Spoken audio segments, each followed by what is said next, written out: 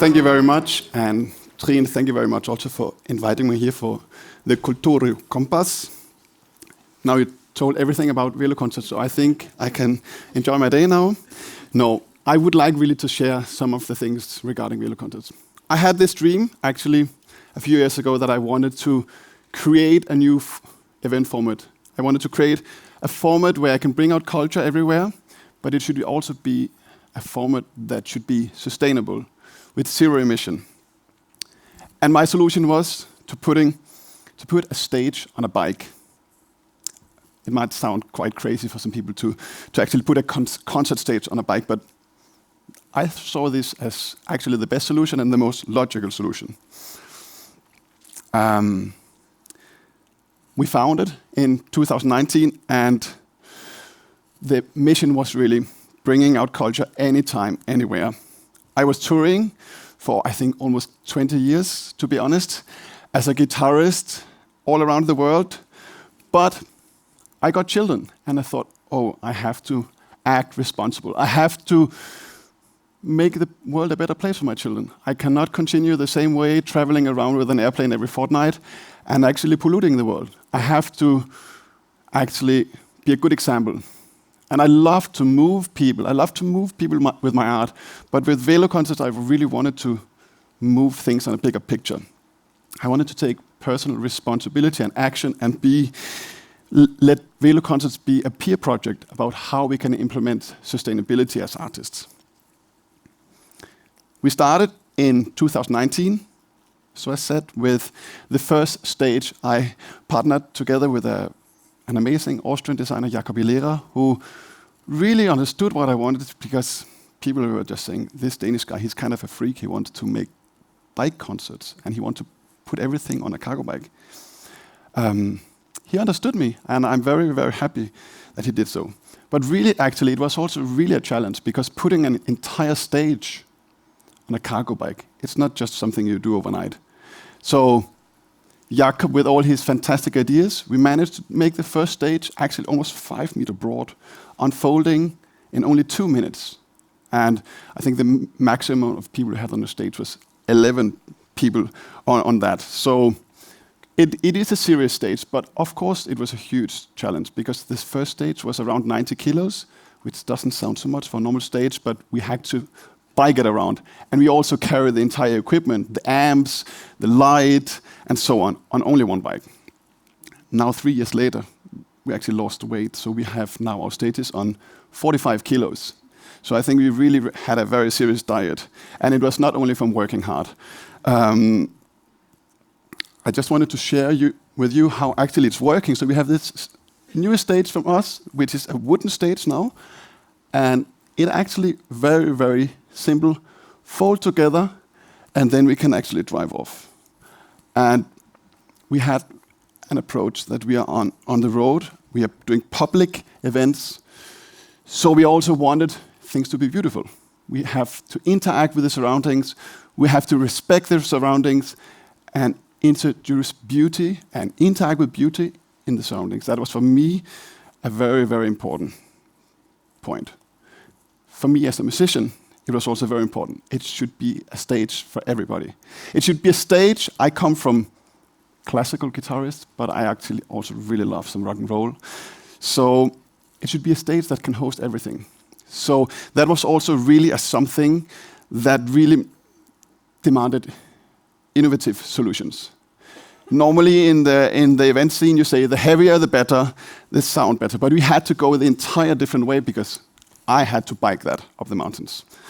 And now 3 years later, we have some of the newest solutions on the market. Just on the stage out there, you see, actually we just got the LED light systems that actually normally you see behind Bon Jovi on the stage, but now it's like in micro solutions on our stage. So really full professional light solutions in micro format. The same counts also for the sound system. We actually were very lucky or pleased. Actually, I think even after 2 months inventing this new format, we got approached by JBL saying, you guys, you're really cool. And my friends in the music business were saying, but you only have 200 followers on Instagram. And they found us there. And actually, they were really a very good support also from our small company here and project where we started 3 years ago. So really to get some of the very, very best solutions about how to create a good sound on our stage. So it's all completely battery powered. That means we can really bring out events anywhere. So we did it on top of the mountains, we do it in the city. And with the approach of that should be really no limits, only your imaginations. In 2020, we were of course all sitting at home struck by the pandemic. But I like to be creative. That was what I was doing for the last 20 years. So I said, let's grab the opportunity. We have to use this to make a statement that we can bring out culture with 0 emission. So I planned a tour throughout Austria. We wanted to go almost 800 kilometers in 8 days, all over, with a band, actually a group of musicians, good friends of mine, even better on the tour, and a camera team, without any car on the road. And we actually made it.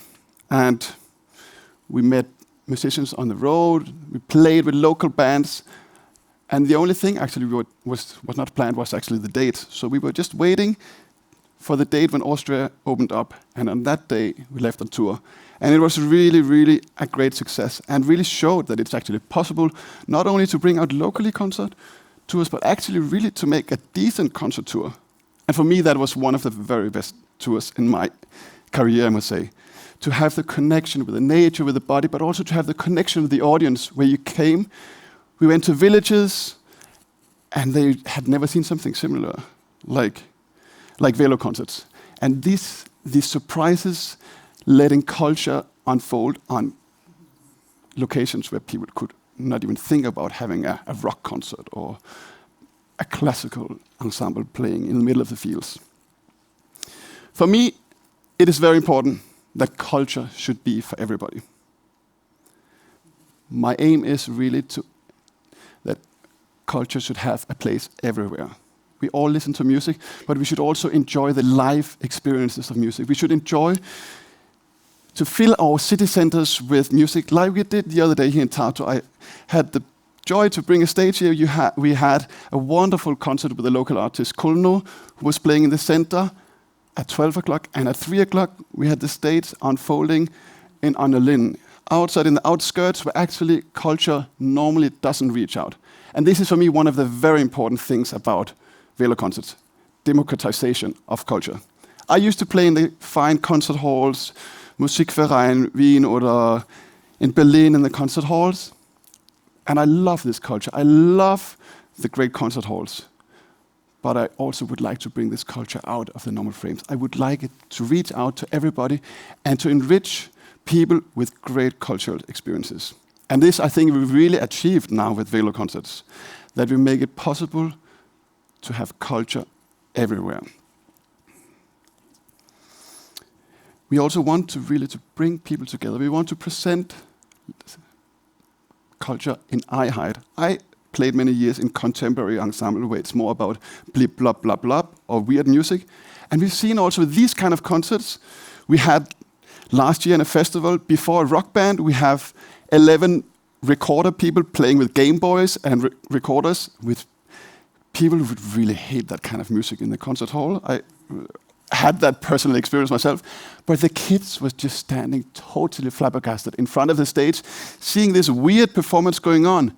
And straight after, one of the top pop rock musicians in Austria performing on the stage, all meeting on our stage. And this is some of these moments that for me really shows that culture is not just mainstream, but we can present interesting culture if we do it with the right format. No?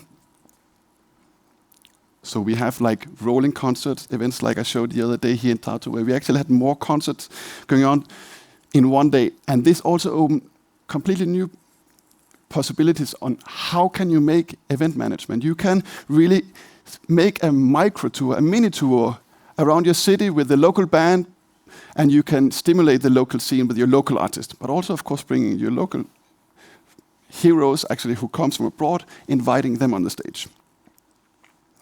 And we are trying really to support every company, business who actually also have a green mission. We want to really wear the jeans that are fairly produced, the shoes, everything. If you're talking about merchandise, also like you guys, it should be all fairly produced. We want that everything that is connected with VeloConcerts has a statement. It should all have a meaning and being environmentally friendly.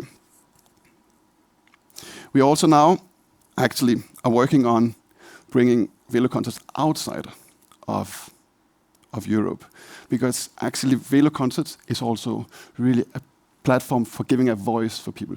So we are currently exploring new possibilities to set up an experiment in Uganda with NGOs, where we actually can bring out information, but we can also play at the local wedding, making cultural events in places that were previously not possible. Because we can power everything with solar panels, we can set it up in areas in Africa where actually people before never had access to cultural events.